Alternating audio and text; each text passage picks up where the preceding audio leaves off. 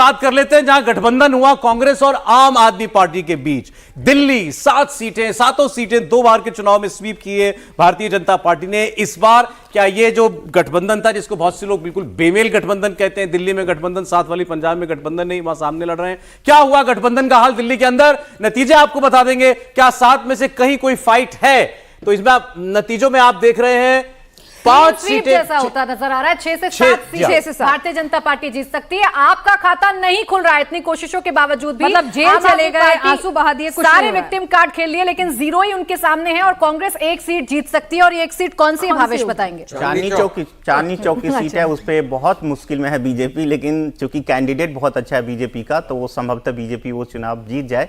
लेकिन बीजेपी के लिए मुश्किल, क्योंकि महिलाओं ने वहां पे जो अपोजिशन का कैंडिडेट है उसके लिए वोट किया। देवेंद्र का ओपिनियन कुछ लग रहा है डिफर कर रहा है। अग्रवाल मैं इसमें मैं थोड़ा 7-0 बीजेपी और जो फीडबैक के हिसाब से फंसी थोड़ी, मतलब कम मार्जिन। मैंने 1 सीट दिया नहीं, 0 से 1 का है। मैंने नहीं, दूसरी बात मैं कह रहा हूँ, फंसी हुई सीट कौन सी है? वो इस दिल्ली वाली कम मार्जिन के हिसाब से फंसी नहीं। 3 विधानसभा क्षेत्र उसके ऐसे हैं जहां पर बीजेपी पिछड़ रही थी, वहां पे आम आदमी पार्टी को लीड था। बाकी 5 विधानसभा में उस क्षेत्र में भी बीजेपी आगे थी। इसके अलावा एक माहौल बहुत बनाया गया वोटिंग के बाद नॉर्थ ईस्ट दिल्ली को लेके, लेकिन जब नतीजे आएंगे तो उसमें आपको बहुत बड़ा मार्जिन नजर आएगा। नहीं, मैं एक चीज जोड़ देना चाहता हूं।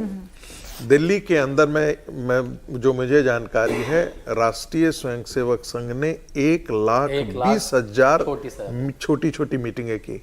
फिर दोहरा रहा हूं, 1,20,000 15 के ग्रुप बनाए गए थे। 15 के ग्रुप में से पांच लोगों को उसमें जिम्मेदारी दी गई थी, 2 लोगों का, 2 लोगों को बूथ तक ले जाने की जिम्मेदारी दी गई थी। और वाकई दिल्ली में चुनाव बहुत ही शानदार लड़ा है भारतीय जनता पार्टी ने। इसलिए मुझे नहीं लगता है ये 7-0 का मामला होगा। कलीद केजरीवाल साहब को सरेंडर करना है 3 नहीं, मेरे लिए दिल्ली में सबसे बड़ा मुद्दा डिबेट का है, डिसमिसल उनका कल होता है या परसों होता है एज ए चीफ मिनिस्टर। लेकिन ये मैं तय कर रखता हूं, मैं नहीं जानकारी, लेकिन मेरा इंट्यूशन कहता है कि वो कल या परसों तक डिसमिस हो जाएंगे। मैं ये जानना चाहता हूं कि कहीं ऐसा तो नहीं है कि जेपी अग्रवाल जी दिल्ली के दिग्विजय सिंह हैं, कि मीडिया में बड़े मजबूत कैंडिडेट दिखाई। जेपी ने आखिरी चुनाव कब जीता था? बहुत पुराने नेता हैं सर, मतलब बहुत पुराने। उनके साथ तो नरेंद्र नाथ भी चल रहे थे, शाहदरा वाले जो विधायक होते थे। तो मैं यही देख रहा हूं भाई, ये लोग अब हो गए, दग गए ये लोग। मतलब इनका अब, और प्रवीण खंडेलवाल में बहुत आस्था है वहां के व्यापारियों की समस्या को लेकर, चांदनी चौक से। और प्रवीण खंडेलवाल आज से नहीं, बहुत दिनों से उस क्षेत्र में काम कर रहे हैं। तो जो डॉक्टर हर्षवर्धन को लेकर थोड़ी बहुत नाराजगी थी क्षेत्र में न जाने न आने की, वो सब दूर किया गया वहां। और जेपी अग्रवाल और इनके बीच आपके लिए भी 7-0 है दिल्ली मेरे लिए तो पहले दिन से 7-0 है। बड़ा ही अलग क्वेश्चन है भावेश, वो आपसे है कि आम आदमी पार्टी और कांग्रेस ने अलायंस करके कांग्रेस ने अपना नुकसान किया है? नहीं, मुझे लगता आम आदमी पार्टी ने ज्यादा नुकसान अपना किया, क्योंकि उनका जो एक नेशनल पर्सपेक्टिव हो सकता है कुछ सालों के बाद, वो उन्होंने खत्म कर लिया एक तरह से।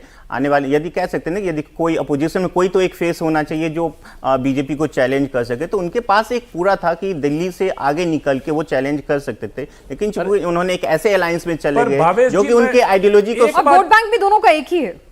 पिनाज, एक बात जोड़ना चाहूंगा मैं कि जब कांग्रेस पार्टी ने किसी रीजनल पार्टी से समझौता किया है, इतिहास देख लीजिए, आजाद भारत का नुकसान कांग्रेस को हुआ है। आपके लिए कांग्रेस को नुकसान? कन्हैया कुमार की सीट आपने बता दी कि नहीं बता दी? बता दी। नॉर्थ ईस्ट मैंने पहले आपको दिक्कत से कन्हैया कुछ माहौल बना पाए कि नहीं बना पाए? माहौल उन्होंने बनाया था और उनके पक्ष में वोट भी ठीक ठाक पड़ा है, खासतौर पे माइनॉरिटी वोट वाला वो इलाका है, उसमें उन लोगों ने जबरदस्त वोट किया। ये डायलॉग एक मुझे पिछले डिस्कशन में दिया गया था कि जैसे बाड़मेर जैसलमेर के रविंद्र भाटी हैं, वैसे यहाँ के कन्हैया कुमार है। ऐसा है क्या? माहौल उन्होंने अच्छा बनाया, इसमें कोई दो राय नहीं। दोनों और 20 दिनों के भीतर उन्होंने बहुत अच्छा चुनाव लड़ा, इसमें कोई दो राय नहीं।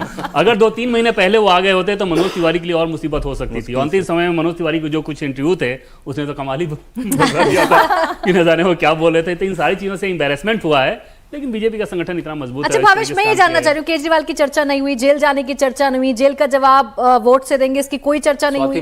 स्वाति मालीवाल एक इशू है। देखिए, ये सब मुद्दे हैं, लेकिन देखिए जनता ना दिल्ली जैसे जगहों पे इन सब चीजों से अट्रैक्ट नहीं होती। वहां पे वो जो कुछ खास मुद्दे चलते हैं कि नेता के ऊपर ज्यादा वोट यहाँ पे होता है, उसमें अरविंद केजरीवाल नेशनल चुनाव में बहुत पीछे हैं, प्राइम मिनिस्टर के सामने वो कहीं भी नहीं ठहरते, इसीलिए कोई अलायंस कर लिए, कुछ भी कर लीजिए, बीजेपी को यहाँ पे चैलेंज नहीं मिलता।